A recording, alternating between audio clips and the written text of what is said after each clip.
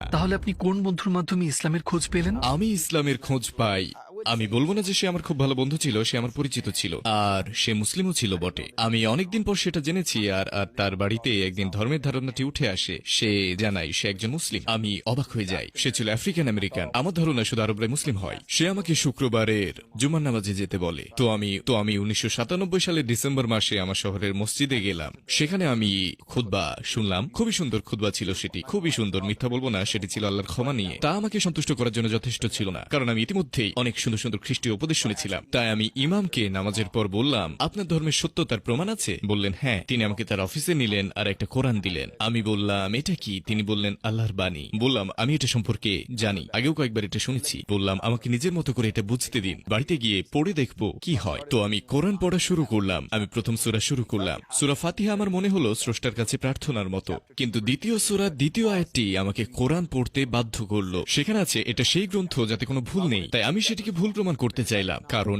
আমি বিশ্বাস করতাম ইসলাম সত্য ধর্ম নয়। আর আমি সূরা বাকারায় আরো একটা চ্যালেঞ্জ পেলাম, তোমার যদি এই গ্রন্থ নিয়ে সন্দেহ থাকে তাহলে এটার মতো কিছু নিয়ে এসো। বুঝলেন তো? অথবা এটি যদি আল্লাহ ছাড়া অন্য কারো কাছ থেকে হতো, এতে অনেক অসঙ্গতি দেখতে পেতে। অর্থাৎ গ্রন্থের একেবারে শুরুতে এতগুলো চ্যালেঞ্জ রয়েছে। পৃথিবীতে কোরআনের মতো আর কোনো ধর্মীয় বাণী নেই। গ্রন্থটির সূচনা হয়েছে পাঠকদের চ্যালেঞ্জ জানিয়ে যে এতে কোনো অসঙ্গতি বা ভুল নেই। চেষ্টা করুন, দয়া করে প্রমাণ করুন। আমি বেশ ভালোভাবে এই চ্যালেঞ্জটা নিলাম। আমি সেই পুরো সপ্তাহটি পৃষ্ঠার পর পৃষ্ঠা কোরআন পড়ে কাটিয়েছি।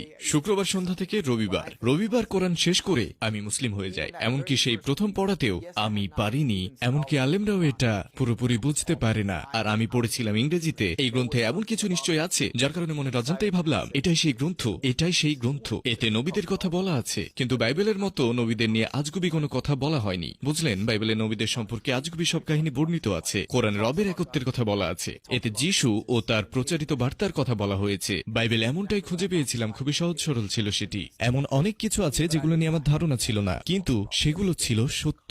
স্রষ্টা এক, তারই ইবাদত করা উচিত। বাইবেল থেকে আমার এমনই বিশ্বাস হয়েছিল। খ্রিস্ট ধর্ম নিয়ে অধ্যয়নের সময় আমি প্রায় লোকজনকে বলতাম ওল্ড টেস্টামেন্টে স্রষ্টা বলছেন তিনি এক, কোরআনেও একই কথা বলছে। যখন আমি শেষের দিকে গেলাম, বলুন তিনি আল্লাহ এক ও অদ্বিতীয়। এটাই সেই গ্রন্থ, সেখানে এমনই তো থাকার কথা ছিল। তাই আমি সোমবারে মসজিদে গেলাম এবং মুসলিম হলাম। তারপর শুক্রবার সবার সামনে কালেমা শাহাদাত পড়লাম 1998 সালে ডিসেম্বর।